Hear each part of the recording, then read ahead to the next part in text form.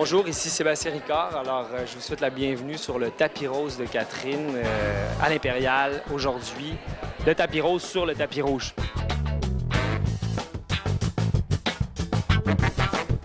Cette semaine, c'est le film qui est probablement le plus attendu à travers l'industrie de la musique au Québec, Dédé à travers les brumes, qui est réalisé par Jean-Philippe Duval avec Sébastien Ricard, qui interprète le rôle de Dédé Fortin. On voit l'histoire d'un chanteur qui a marqué une génération et de son band, les Colocs.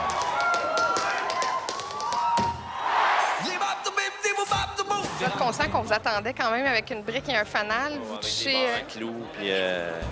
Ouais, écoute, ça fait 6 ans là, que je vais voir mon acupuncteur puis mon massothérapeute. C'est bizarre, j'ai quand même une petite pression sur ses épaules. Hey, Dédé, c'est quoi le nom du gars? Tu dirais ça? Nicolas! Est-ce que ça t'a servi à quelque part de peut-être pas être un fan des Colocs? Oui, parce qu'au départ, les gens essayaient vraiment de me faire comprendre, mais tu sais, de la mauvaise façon, là, mais malgré eux, là, essayaient de me mettre de la pression sur les épaules. Hey, tu te rends compte, André Fortin, tout ça? Mais non, je m'en rendais pas compte, tu sais, c'est comme... Je connaissais peu l'œuvre, puis moi, je voyais ça comme un rôle, tu sais. C'est certain que je savais que c'était quelqu'un qui avait existé, mais en tout cas, ça me castrait pas, tu sais, au contraire de peut-être quelqu'un qui aurait été un fan fini. Au départ, tu avais dit non, hein? Tu voulais pas le faire, le rôle de Dédé Fortin. Comment il t'a convaincu, Jean-Philippe Duval?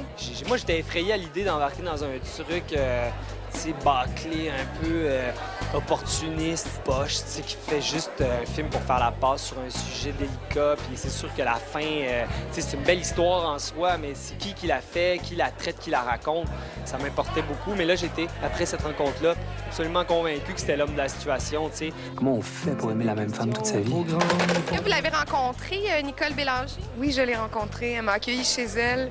Elle m'a ouvert sa boîte à souvenirs avec les lettres, les photos de Dédé. Puis elle a prêté des vêtements à la production aussi qui lui avaient appartenu à elle. La petite robe rouge que j'ai, puis il y a un manteau qui lui appartenait aussi. Qu'est-ce qu'elle vous a raconté sur Dédé? C'est personnel.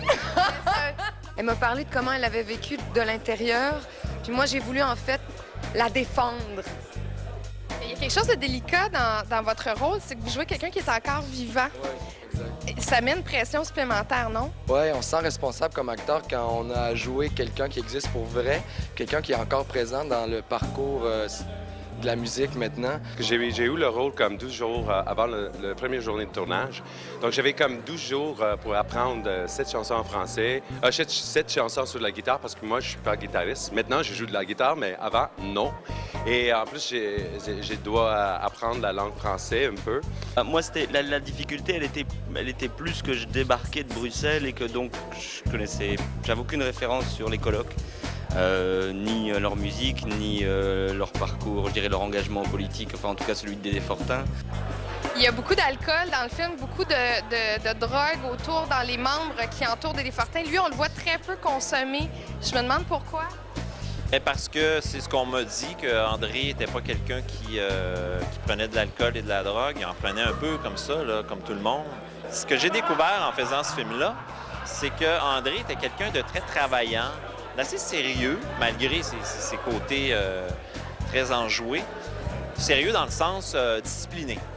Tu sais, on le voit dans le film, à un moment donné, il y a une répétition, puis il dit au gars, on va arrêter de... Ça marche pas, puis là, son batteur dit, ça fait 300 fois qu'on le refait. André, il a recommencé sans arrêt, t'sais. Et je pense que c'est une de ses grandes forces. C'était un infatigable batailleur.